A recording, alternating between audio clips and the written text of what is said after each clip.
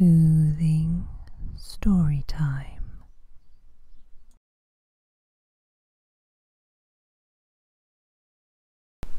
Aesop's Tales, Part 4. The Milkmaid and her pot of milk. A maid was carrying her pail of milk to the farmhouse when she fell a-musing. The money for which this milk will be sold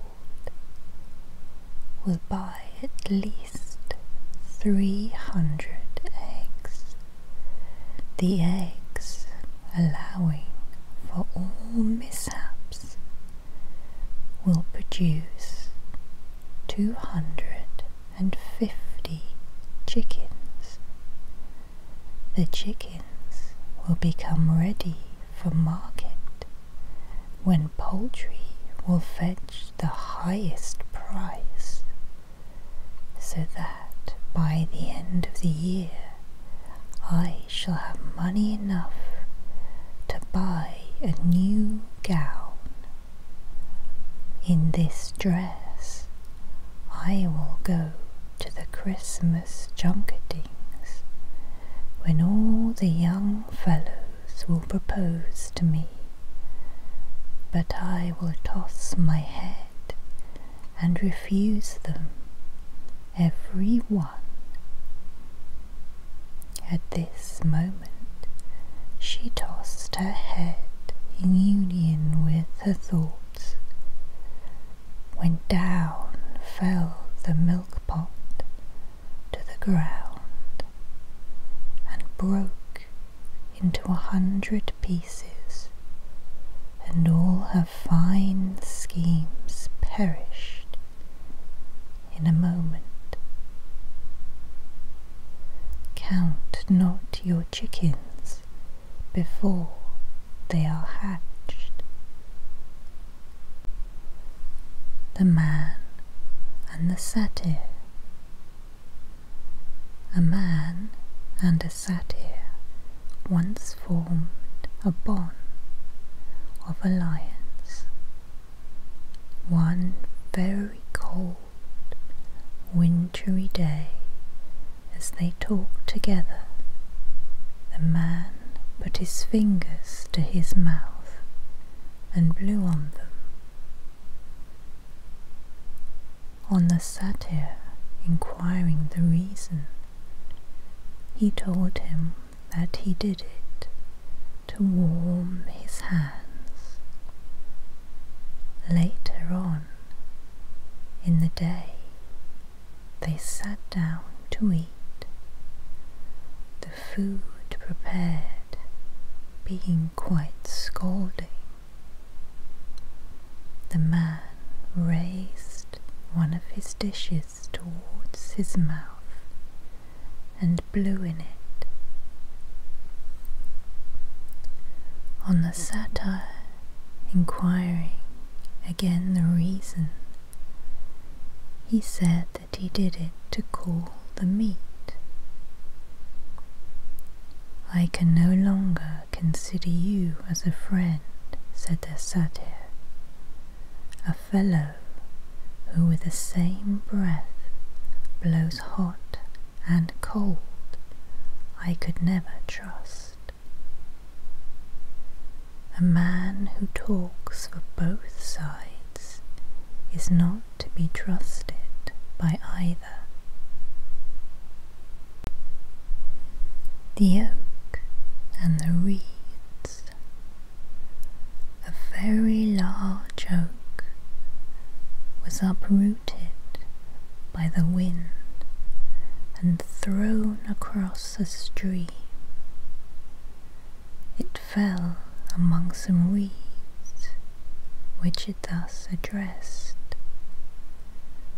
I wonder how you, who are so light and weak, are not entirely crushed by these strong winds. They replied, You fight and contend with the wind, and consequently you are destroyed, while we, on the contrary, bend before the least breath of air, and therefore remain unbroken. Stoop to conquer. The huntsman and the fisherman. A huntsman, returning with his dogs from the field, fell in by chance with a fisherman, bringing home a basket laden with fish. The huntsman wished to have the fish, and their owner experienced an equal longing for the contents of the game bag. They quickly agreed to exchange the produce of their day's sport. Each was so well pleased with his bargain that they made for some time the same exchange day after day. A neighbour said to them, "If you go on in this way, you will soon destroy, by frequent use, the pleasure of your exchange, and each will again wish to retain the fruits of his own sport." Pleasures are highlighted by abstinence. The mother and the wolf. A famished wolf was prowling about in the morning in search of food. As he passed the door of a cottage built in the forest, he heard a mother say to her child, "Be quiet, or I will throw you out of the window, and the wolf shall eat you." The wolf sat all day waiting at the door. In the evening he heard the same woman playing with her child and saying, "He is quiet now, and if the wolf should come, we will kill him." The wolf, hearing these words, went home, gaping with cold and hunger. Be not in haste to believe what is said in anger or thoughtlessness. The shepherd and the wolf. A shepherd once found a young wolf and brought it up, and after a while taught it to steal lambs from the neighbouring flocks. The wolf, having shown himself an apt pupil, said to the shepherd, "Since you have taught me to steal, you must keep a sharp lookout, or you will lose some of your own flock." The vices we teach may be practiced against us. The dove and the crow. The dove, shut up in a cage, was boasting of the large number of young ones which she had hatched. A crow, hearing her, said, "My good friend, cease from this unreasonable boasting. The larger the number of your family, the greater your cause of sorrow in seeing them shut up in this prison house. To enjoy our blessings, we must have freedom." The old man and the 3 young men. As an old man was planting a tree, 3 young men came along and began to make sport of him, saying, "It shows your foolishness to be planting a tree at your age. The tree cannot bear fruit for many years, while you must very soon die. What is the use of you wasting your time in providing pleasure for others to share long after you are dead?" The old man stopped in his labour and replied, "Others before me provided for my happiness, and it is my duty to provide for those who shall come after me. As for life, who is sure of it for a day? You may all die before me." The old man's words came true. One of the young men went on a voyage at sea and was drowned. Another went to war and was shot. And the 3rd fell from a tree and broke his neck. We should not think wholly of ourselves, and we should remember that life is uncertain. The horse and the stag. The horse had the plain entirely to himself. A stag intruded into his domain and shared his pasture.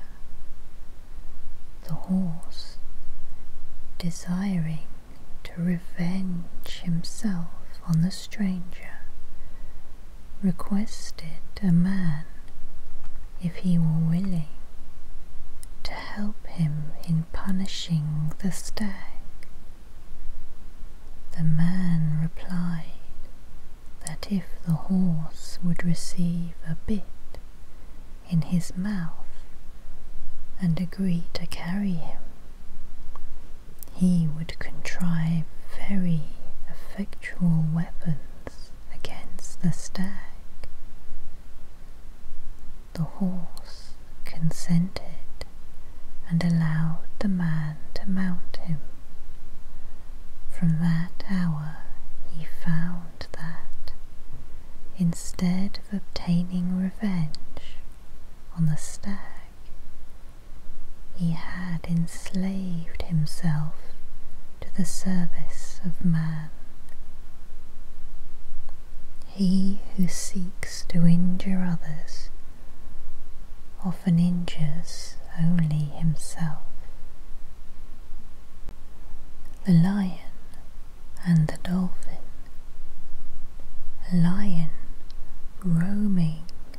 the seashore, saw a dolphin lift up its head out of the waves, and the lion asked him to contract an alliance with him, saying that of all the animals they ought to be the best friends, since the one was the king of beasts on the earth, and the other was the sovereign ruler of all the inhabitants of the ocean. The dolphin gladly consented to this request. Not long afterwards, the lion had a combat with a wild bull and called on the dolphin to help him. The dolphin, though quite willing to give him assistance, was unable to do so, as he could not by any means reach the land. End of part 3. Abused him as a traitor. The dolphin replied, "Nay, my friend, blame not me, but nature, which, while giving me the sovereignty of the sea, has quite denied me the power of living upon the land. Let every one stick to his own element." The mice in council. The mice summoned a council to decide how they might best devise means for obtaining notice of the approach of their great enemy, the cat. Among the many plans devised, the one that found most favour was the proposal to tie a bell to the neck of the cat, that the mice, being warned by the sound of the tinkling, might run away and hide themselves in their holes at his approach. But when the mice further debated who among them should thus bell the cat, there was no one found to do it. Let those who propose be willing to perform. The fighting roosters and the eagle. 2 roosters were fiercely fighting for the mastery of the farmyard. One at last put the other to flight. The vanquished rooster skulked away and hid himself in a quiet corner. The conqueror, flying up to a high wall, flapped his wings and crowed exultingly with all his might. An eagle sailing through the air pounced upon him and carried him off in his talons. The vanquished rooster immediately came out of his corner and ruled henceforth with undisputed mastery. Pride goes before destruction. The boys and the frogs. Some boys playing near a pond saw a number of frogs in the water and began to pelt them with stones. They killed several of them, when one of the frogs, lifting his head out of the water, cried out, "Pray stop, my boys. What is sport to you is death to us. What we do in sport often makes great trouble for others." The crab and its mother. A crab said to her daughter, "Why do you walk so one-sided, my child? It is far more becoming to go straight forward." The young crab replied, "Quite true, dear mother, and if you will show me the straight way, I will promise to walk in it."